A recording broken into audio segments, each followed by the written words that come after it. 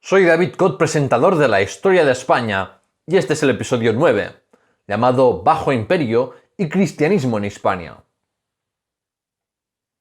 En este episodio aprenderás sobre la historia política de la Hispania romana del Bajo Imperio hasta antes de las invasiones bárbaras, así como la historia de la expansión de la fe cristiana en Hispania y la sociedad hispano-romana. Suscríbete en YouTube y podcast a la Historia de España, presentada por David Cot. La sociedad hispano-romana. Bien, antes de empezar este episodio con política, pues tengo que hablarte brevemente sobre cómo estaba articulada y dividida la sociedad hispano-romana. Para simplificar las cosas, podemos considerar la sociedad hispano-romana como una pirámide, donde en lo alto se encontraban los patricios y senadores, es decir, los grandes terratenientes, y los séquites, también conocidos como caballeros o orden ecuestre. La forma de riqueza más respetada en la sociedad romana era la propiedad agraria, mientras que el comercio y la artesanía se veían como inferiores. Por ello, los patricios y senadores gozaban del mayor estatus económico, político y social, mientras que los séquites no eran tan respetados. El poder de los séquites provenía de la recaudación de impuestos y de actividades comerciales, artesanales y financieras. Además, dentro de la administración y el ejército romano, se les reservó diversos puestos de importancia y puestos intermedios, como el gobierno de Egipto o el control de la guardia pretoriana. Luego, dentro de los estamentos de mayor estatus en la sociedad hispano-romana, encontramos finalmente al orden de los decuriones. Los decuriones eran élites dirigentes de las ciudades y formaban parte de los consejos o senados municipales, pero estaban muy lejos de la riqueza que podían tener los séquites y aún más de los senadores. En la parte inferior de la pirámide social se encontraban los plebeyos, gente libre con derechos ciudadanos, pero de ocupaciones pues muy diversas y con pocos recursos. Luego están los peregrini o indígenas sin ciudadanía romana, además de los libertos y finalmente los esclavos, que en la Roma altoimperial eran muchos. Por tanto, además de desigualdades económicas, estamos hablando de diferencias jurídicas entre gente libre y no libre, y ciudadanos y no ciudadanos. En cuanto a la mujer en la sociedad hispano-romana, como suele pasar, no tenemos pues mucha información porque la sociedad era patriarcal y esto se nota también en las fuentes literarias. Durante siglos la legislación romana había prohibido que las mujeres pudieran ser herederas legales, pero en época ya imperial por fin pudieron heredar y disponer de sus propios bienes. Esto permitió que algunas mujeres amasaran verdaderas fortunas y pudieran ejercer un papel en la sociedad pues más activo, por ejemplo, financiando buenas obras o liberando esclavos. Las mujeres plebeyas se las podía ver haciendo toda clase de trabajos, no estaban limitadas a trabajos domésticos como la crianza de los hijos o cocinar, sino que también la mayoría participaba en las labores del campo o el cuidado del ganado. Y si quieres saber más detalles sobre las mujeres de Hispania, conviértete en mecenas y disfrute de acceso exclusivo durante un año del episodio extra 3, Mujeres y Economía en la Hispania Romana, en patreon.com/la historia hispana. Crisis del siglo III. ¿Decadencia o transformación? En el año 235, la crisis del siglo III comenzó con el asesinato del último emperador de la dinastía Severa. Una crisis que debilitó y cambió para siempre el Imperio Romano. Hubo un vaivén y una proclamación constante de emperadores y aspirantes a emperadores dejando al imperio en un estado de guerra civil durante décadas. Roma estaba amenazada por enemigos externos como los pueblos germánicos en el norte o el imperio sasánida en el este. Las plagas diezmaron a la población, la inflación era galopante y todo este cóctel de desastres tuvo efectos económicos devastadores. Las ciudades sufrieron tanto las plagas como la depresión económica, y eso acabó con la tendencia a la urbanización, a la creación de nuevas ciudades también, y en su lugar hubo una lenta tendencia a volver a ciudades más pequeñas o a las pequeñas comunidades rurales. En época republicana y del Alto Imperio, Roma basó su economía en la expansión militar para capturar esclavos, botines de guerra y nuevas tierras para la clase terrateniente.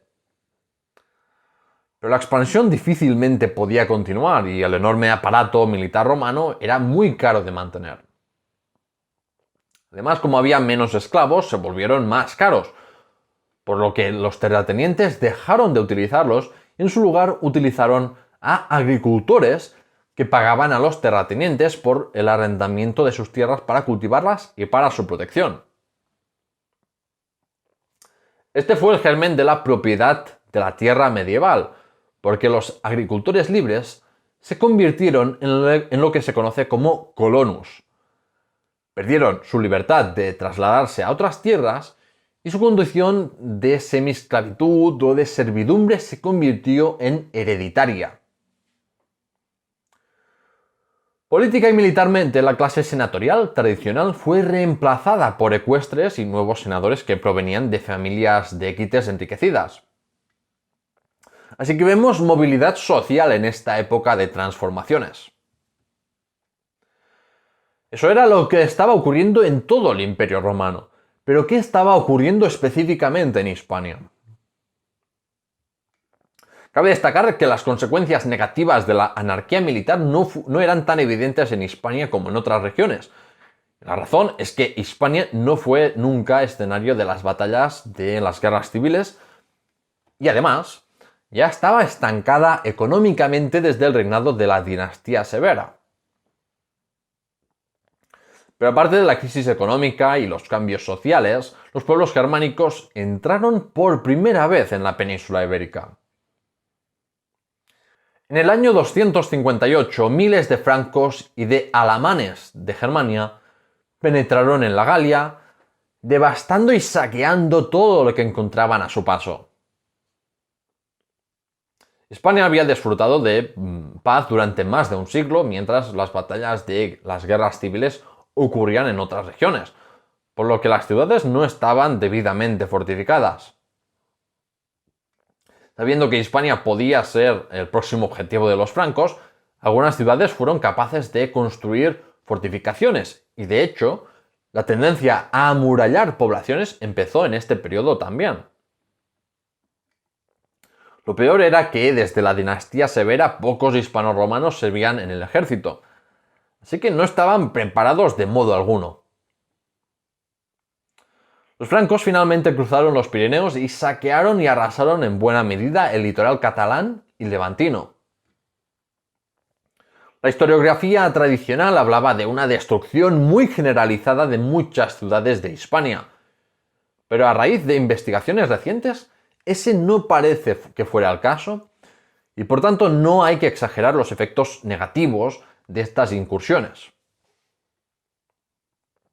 En el 260, el gobernador romano y general de las legiones de Germania, Póstumo, tuvo un gran éxito en repeler nuevas oleadas de francos que intentaban invadir el Imperio Romano.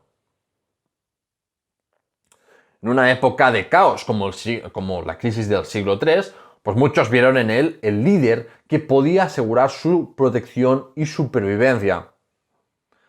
Así fue como Póstumo estableció lo que la historiografía llama Imperio Galo, que controlaba la Galia, Germania, Britania e incluso partes de Hispania.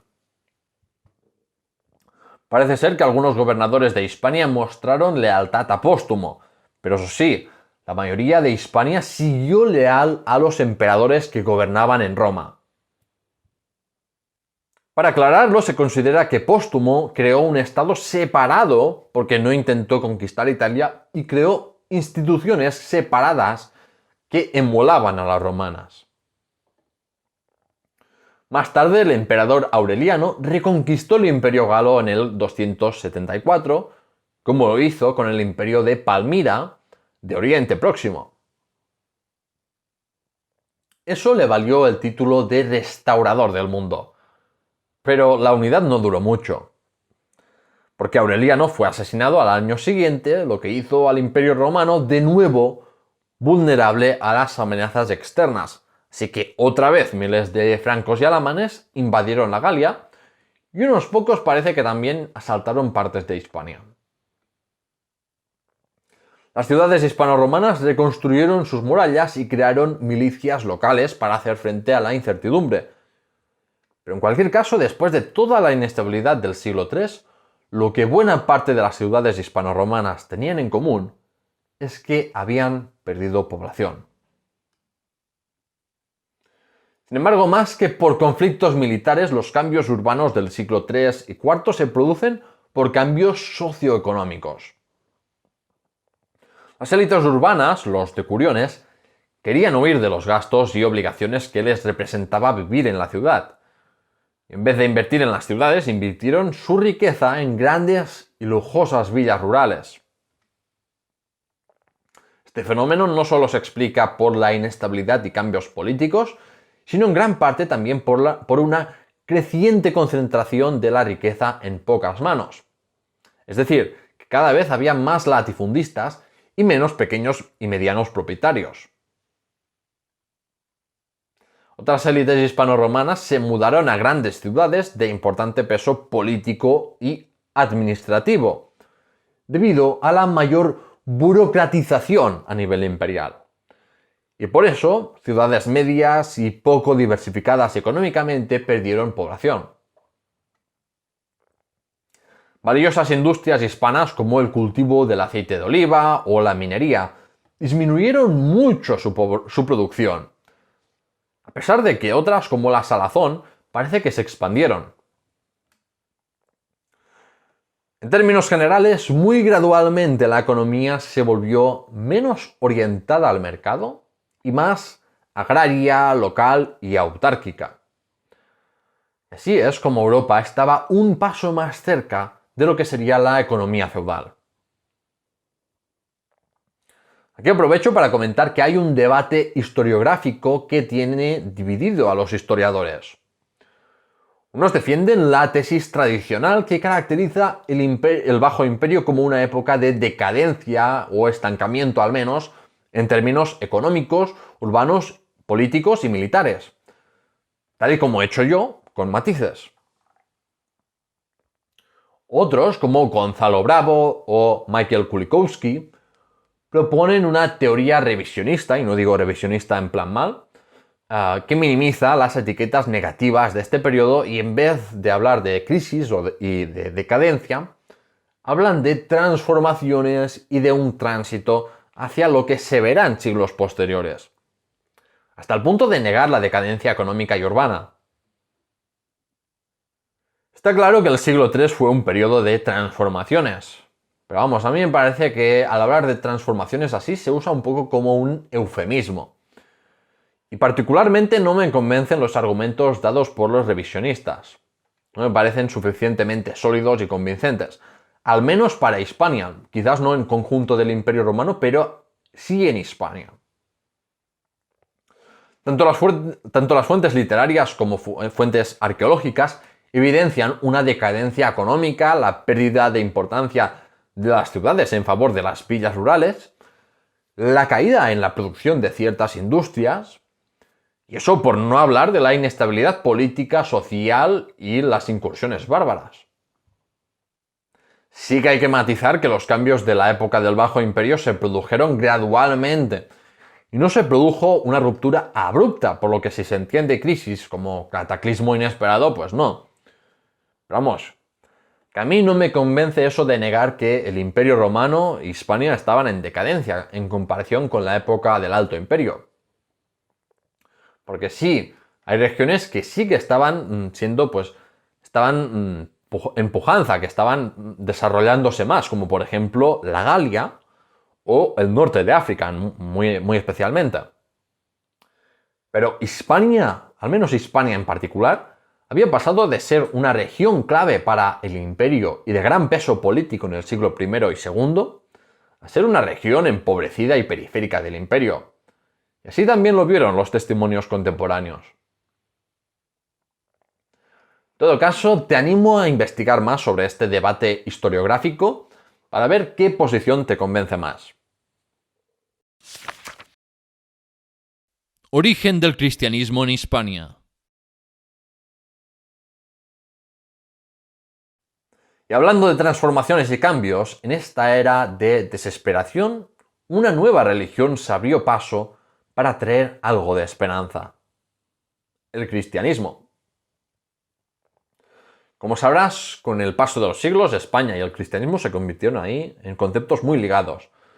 Así que permíteme dedicar algo de tiempo a los orígenes del cristianismo en Hispania, en cómo se expandió, es decir, en cómo se cristianizó Hispania, y las herejías y mártires de Hispania. Pero antes de hablar del cristianismo, debemos hablar de la comunidad judía de Hispania. Tenemos algunas evidencias arqueológicas que confirman la presencia de los judíos en Hispania, al menos desde el siglo I. Pero a juzgar por la cantidad de hallazgos, no había muchos judíos. ¿Y por qué comento esto? Pues porque los seguidores de Cristo eran considerados una secta judía hasta el siglo más o menos II. Y solo entonces el cristianismo se convirtió en algo claramente diferente que competía con el judaísmo ortodoxo, ya que ambas religiones querían hacer proselitismo, es decir, querían ganar fieles. Si no había muchos judíos en Hispania, tiene sentido de que el cristianismo tardara más tiempo en llegar y establecerse, porque la cristianización comenzó primero entre los judíos. La historiografía eclesiástica siempre se ha esforzado en demostrar el origen apostólico del cristianismo español, basándose en 3 tradiciones independientes: la predicación del apóstol Santiago el Mayor, la predicación de los 7 varones apostólicos y la llegada del apóstol Pablo. La predicación de Santiago el Mayor no tiene fundamento histórico alguno, porque no es hasta el siglo IX que tenemos relatos que afirman que el apóstol Santiago el Mayor fue enterrado en Santiago de Compostela. O sea que no tenemos justificación histórica para la existencia del Camino de Santiago, lo siento. Pero vamos, esta leyenda ayudó a levantar la moral de los cristianos durante la Edad Media y fue un elemento de legitimación importante para la monarquía asturleonesa, tanto políticamente como para desafiar la primacía de Toledo, ya que en ese entonces Toledo estaba gobernada por los musulmanes. Incluso hoy en día Santiago el Mayor es el santo patrón de España, y los ejércitos españoles usaron durante siglos el grito de guerra Santiago y cierra España.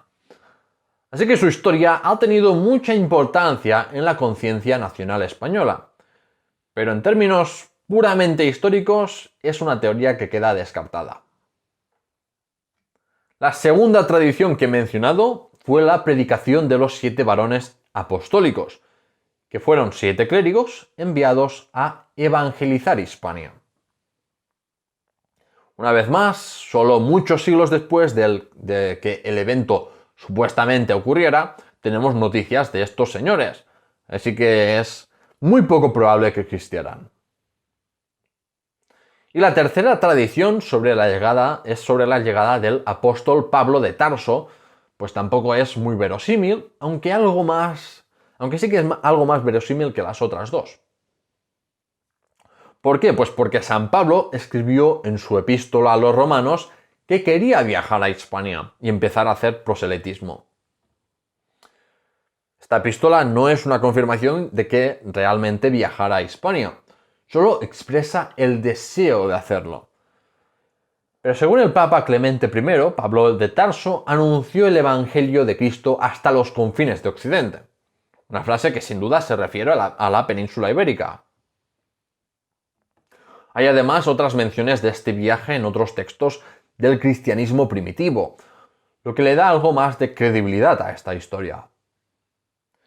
Sin embargo, la pregunta que surge es por qué habría una discontinuidad entre la predicación de Pablo y el posterior cristianismo hispano, algo que no sucedió en los otros lugares donde predicó. Cualquiera que sea la verdad detrás de la llegada del apóstol Pablo a Hispania, la teoría más ampliamente aceptada y corroborada es que el cristianismo en Hispania llegó principalmente a través de África en el siglo III. El primero se propagó por las ciudades.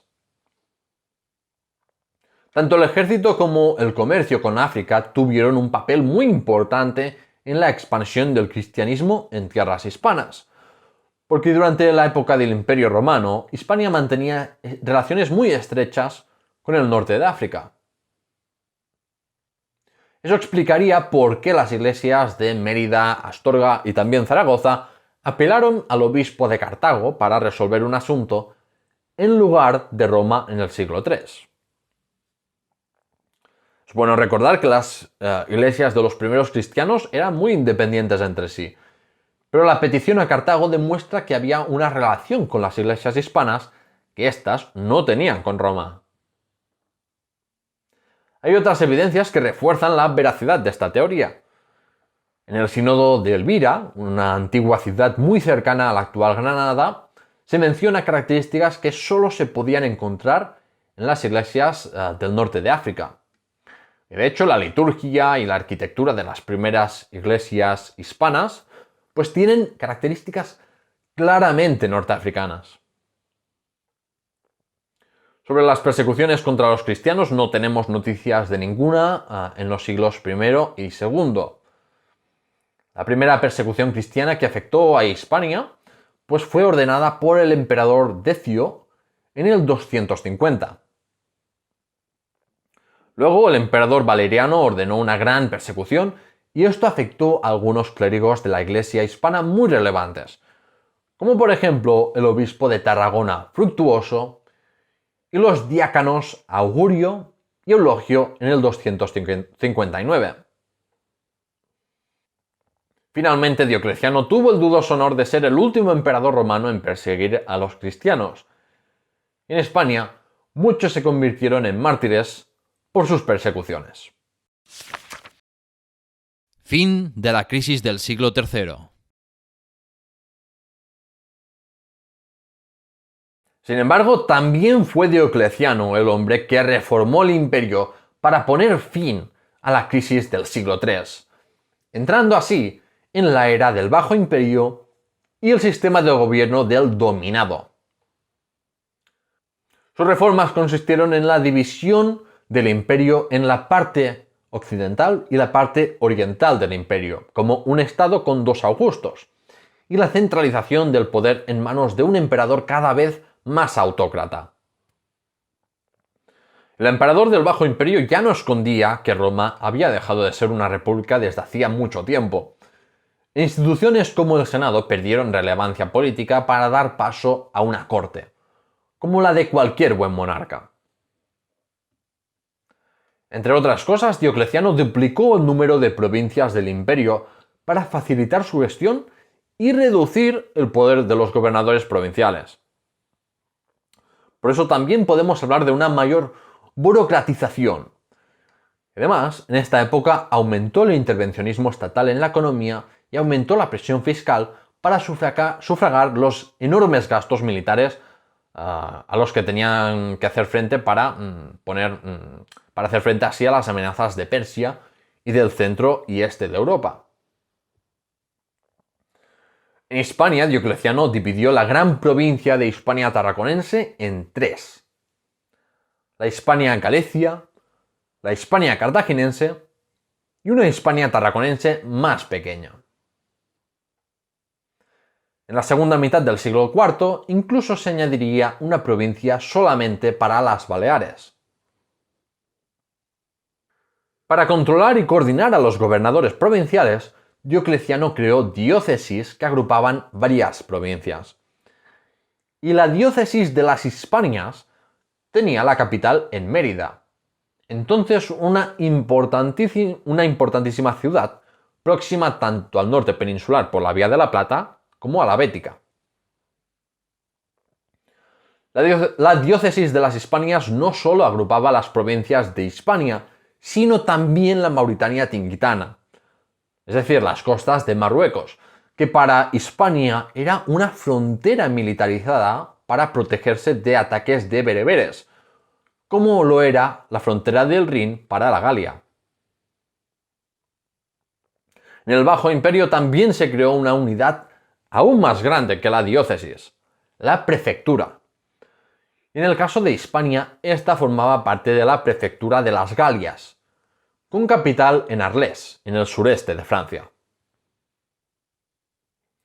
Parte de las reformas administrativas, Hispania experimentó cambios económicos y urbanos.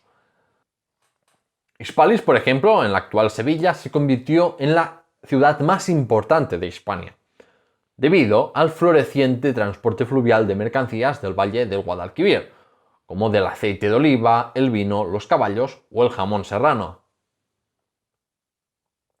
Barcelona también ganó importancia, ya que Tarragona nunca se recuperó del todo de la destrucción que causaron los invasores germánicos, y Cádiz también entró en declive.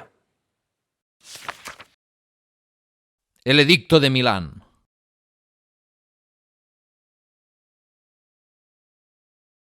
Con la abdicación de Diocleciano, una nueva guerra civil estalló. Si es que estos romanos es como si quisieran que su imperio cayera. El emperador Constantino salió victorioso de este conflicto y reunificó el imperio. Y no solo eso, sino que trasladó la capital imperial a Bizancio en el año 330, rebautizando la ciudad como Nueva Roma o Constantinopla. Esta decisión se produjo después de muchas décadas de claro declive de Roma, y esto aseguró la supervivencia de Roma de una forma muy diferente hasta la Baja Edad Media. Más relevante para nosotros es la proclamación del Edicto de Milán en el 313, que ordenó la tolerancia del cristianismo en todo el Imperio Romano. El Sínodo de Elvira es contemporáneo al Edicto de Milán. Me gustaría analizar un poco el contexto de este texto, de este sínodo, para así entender la influencia de la Iglesia en Hispania a principios del siglo IV. Los textos dejados por este sínodo de Elvira revelan que el cristianismo tuvo una fuerte presencia en las ciudades y especialmente en la región más urbanizada de Hispania, la Bética.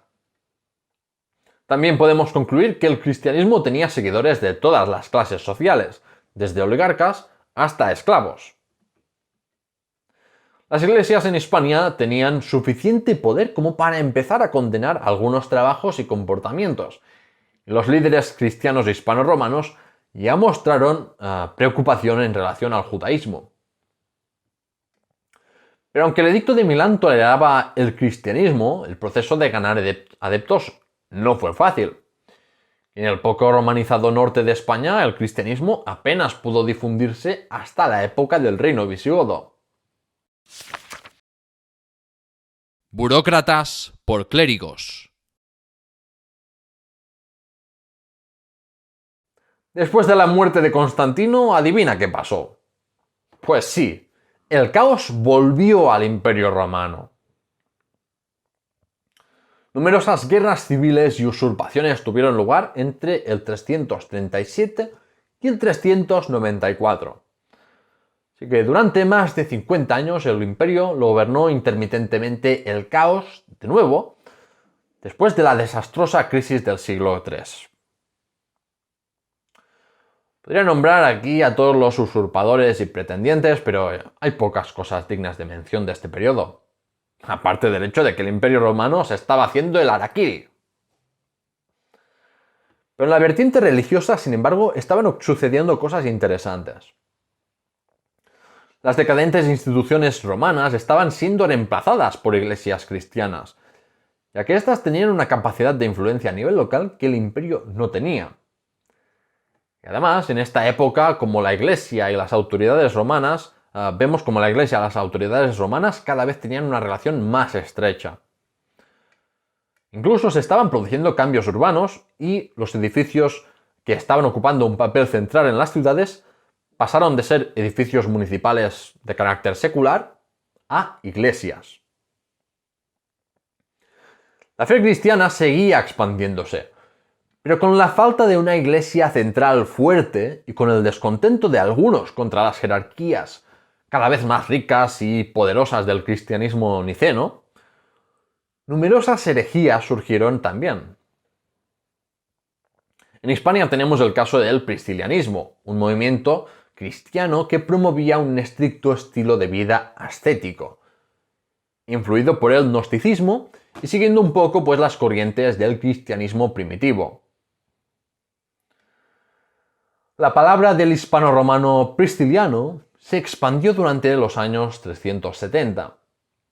Eso representaba un problema, porque el priscilianismo no era una mera pelea entre obispos partidarios de Prisciliano, sino que desafiaba al nuevo poder de la Iglesia y también suponía un problema político y social. El Sínodo de Zaragoza en el 380 y el Primer Concilio de Toledo condenaron el priscilianismo y mostraron también la creciente confluencia política del poder religioso con el poder secular, porque autoridades civiles condenaron a Prisciliano a muerte en el 385. Sin embargo, eso no evitó que su doctrina fuese seguida por muchos en Hispania y en la Galia hasta el siglo VI.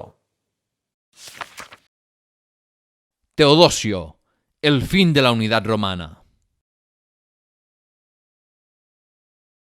Había poco que salvar cuando Teodosio se convirtió en el último emperador del Imperio Romano, digamos, unificado o bajo un solo Augusto, y el último emperador hispano-romano, después de la victoria visigoda sobre los romanos en la batalla de Adrianápolis. Teodosio hizo del cristianismo niceno la religión oficial y única del Imperio Romano. Cualquier otra religión o herejía fue prohibida y perseguida. Teodosio reconoció que muchos ciudadanos romanos, incluido él mismo, se habían convertido al cristianismo entre los siglos III y IV. Tenía sentido consolidar una alianza política con la Iglesia, que era una iglesia que tenía encima al hispano-romano Dámaso como su papa. Durante su gobierno, Teodosio persiguió el paganismo, las herejías y otras creencias, y toleró o incluso alentó la destrucción de los templos paganos, entre ellos templos griegos de tiempos remotos. Para mencionar un evento específico que muestra cuán poderosa era la Iglesia a estas alturas, Ambrosio, obispo de Milán, se negó a permitir que Teodosio entrara en su iglesia hasta que no mostrara remordimiento por la masacre de Tesalónica, una trágica masacre de 7.000 personas ordenada por Teodosio. Si has visto Juego de Tronos, seguro que verás un paralelismo con esto y cómo el Gorrión Supremo humilló a Tommen y Cersei en público.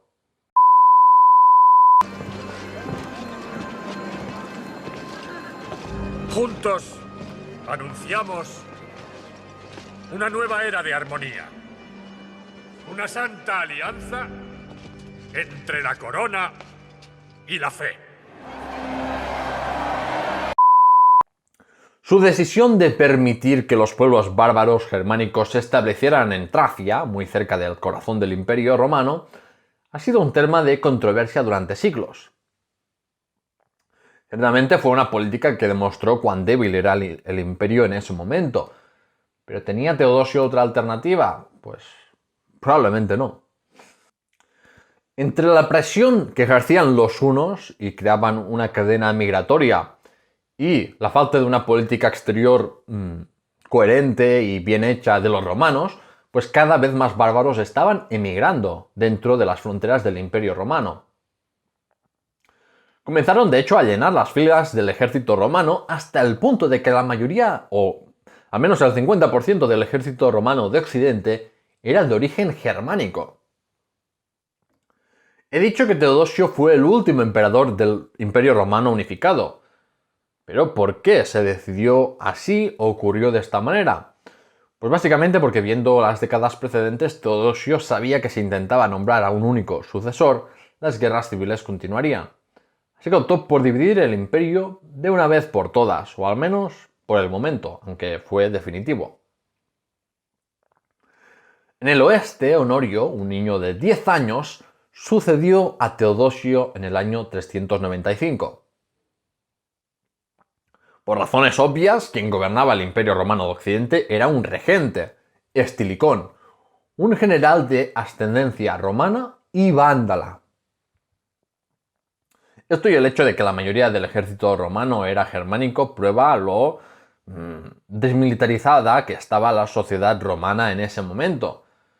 Porque si tus propios ciudadanos se niegan a servir y defender el país, tu estado caerá más pronto que tarde.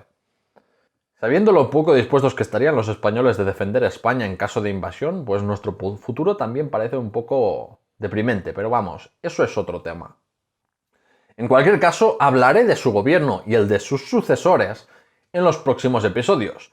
Pero, alerta spoiler, el Imperio Romano de Occidente no llegará al siglo VI. El legado romano en España. No puedo terminar este episodio sin hablar del legado que Roma dejó en España. Para empezar, los romanos nos dejaron el derecho romano, que es el marco de la mayoría de los sistemas legales actuales alrededor del mundo. El latín se convirtió en la lengua común del imperio, y el latín culto sobrevivió al imperio y se siguió usando en trabajos intelectuales, culturales, teológicos y científicos durante siglos. La gente común siguió usando el latín vulgar, pero con el tiempo evolucionó en múltiples lenguas romances. En la península ibérica todos los idiomas excepto el euskera derivan del latín, incluyendo el español, portugués, catalán o gallego. De hecho, hoy en día un tercio de la población mundial habla un idioma derivado del latín, siendo el español el tercer idioma más hablado después del chino y el inglés. Continuando con el legado cultural, los romanos dejaron un asombroso legado artístico que copiaron en gran medida de los griegos, con esculturas, pinturas y mosaicos realmente impresionantes. Hubo destacados escritores, dramaturgos, poetas y filósofos hispano-romanos, como Séneca el Viejo y el Joven, Lucano Marcial, Columela o Orosio. La existencia de un imperio mediterráneo permitió un intenso intercambio intercultural y religioso que no hubiera ocurrido de otra manera. Bajo el Imperio Romano se expandió la fe politeísta romana, pero también las creencias egipcias, sirias y otras orientales. Eventualmente, eso también ayudó a la expansión del judaísmo y el cristianismo, a pesar de que las élites romanas inicialmente se opusieran a estas creencias monoteístas. Es difícil imaginar todas estas religiones expandiéndose si Europa, África y Asia hubieran permanecido separadas en estados rivales. Asimismo, tenemos un legado romano más tangible, y aquí voy a comentar las obras públicas y los monumentos que aún siguen en pie en España. Así que si no eres de España o eres español pero quieres hacer más turismo nacional, te recomiendo encarecidamente visitar algunos lugares que voy a mencionar ahora. Dicho esto, los romanos eran gente muy pragmática.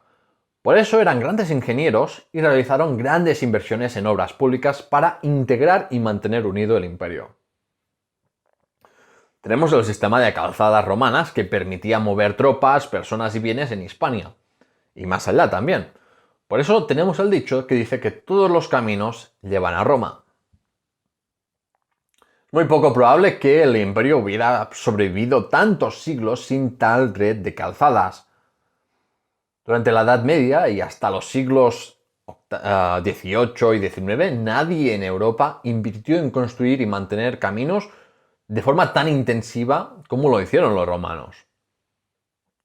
De hecho, muchas carreteras en España pasan por encima de las antiguas calzadas romanas, aunque todavía hay algunos tramos visibles de calzadas romanas aquí y allá.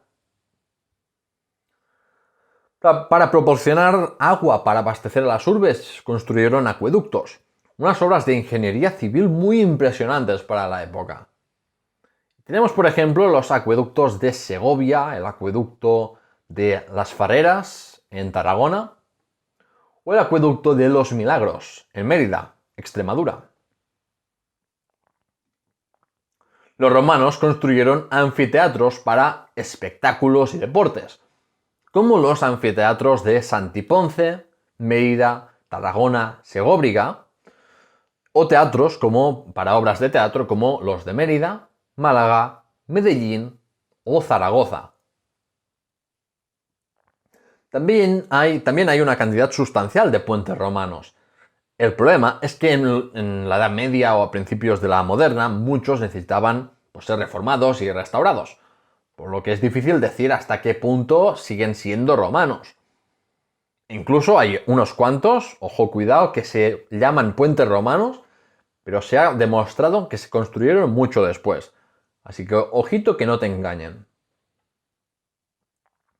Tenemos, por ejemplo, como puentes romanos los de Mérida, Salamanca, Alcántara o Córdoba. Este último muy reformado durante el Emirato y Califato de Córdoba.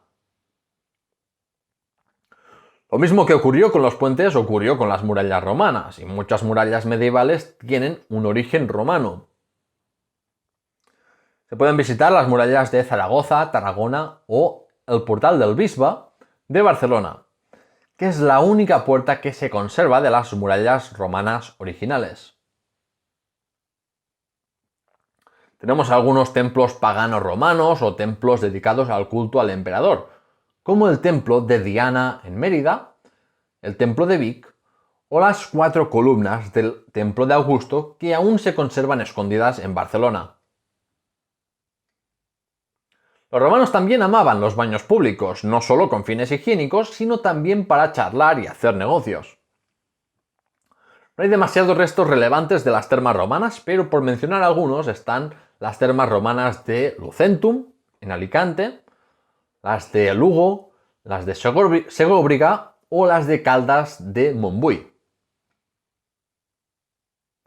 Por otro lado, las villas rurales son muy útiles para estudiar el estilo de vida de los ricos terratenientes romanos y para contemplar su opulencia. Si tuvieras que visitar una villa romana en España, deberías visitar la villa de La Olmeda en Palencia. Pero también podrías visitar Fuente Álamo en Puente Gentil, Córdoba, o la de Almenara en Puras, Valladolid. Pero aparte de todas las infraestructuras y edificios que he mencionado, hay otros edificios y monumentos que no puedo dejar de lado en este episodio. El primero serían los embalses de Proserpina y Cornalvo, que se utilizaron para asegurar el suministro de agua de Mérida. Luego tenemos el arco romano de Medinaceli y el arco de Bará. Pero estos arcos no son tan extraordinarios como otros que se pueden encontrar en Italia, Francia o Argelia. Para terminar esta lista tenemos las minas de las Médulas en León, donde los romanos dejaron un impresionante paisaje con su método para extraer el oro. Y la Torre de Hércules en Galicia, que es el faro romano más antiguo todavía en uso. Si solo podéis ir a unos pocos lugares de la lista, el primero por supuesto es Mérida. Pero Zaragoza o Santiponce o también Tarragona tienen sitios arqueológicos romanos muy notables que sin duda disfrutarás al visitar.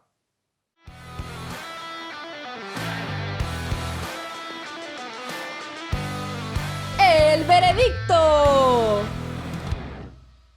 En el veredicto de hoy quiero plantear esta pregunta. ¿Es la historia cíclica? ¿Se repite la historia? Historiadores de la antigüedad como Tucídides en Grecia o Simaquian en China así lo creían.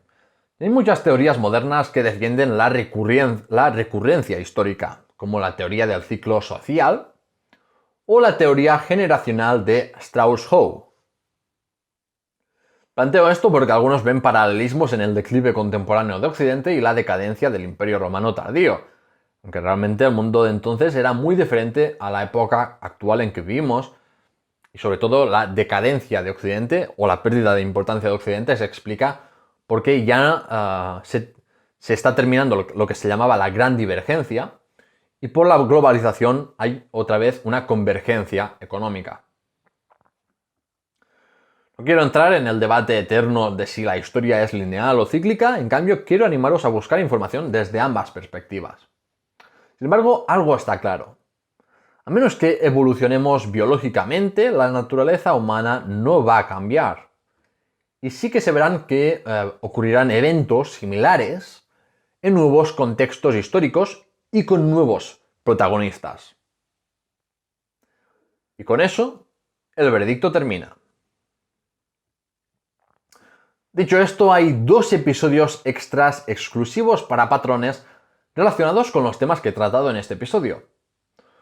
Uno ya lo he mencionado al principio antes y se titula Mujeres y economía en la Hispania romana, mientras que el otro se titula Las élites de Hispania del siglo IV.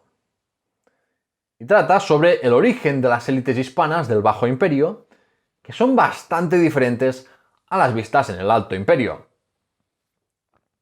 Así que ya sabes, si quieres disfrutar de estos interesantísimos episodios, ve a patreon.com/lahistoriahispana y ayuda a hacer posible este programa. En el próximo programa voy a ralentizar el ritmo de la narrativa y voy a explicarte pues, el origen de los godos, hablarte de Alarico, las migraciones bárbaras así en general y quiénes eran los suevos, vándalos y alanos. Gracias por escucharme y ¡hasta pronto!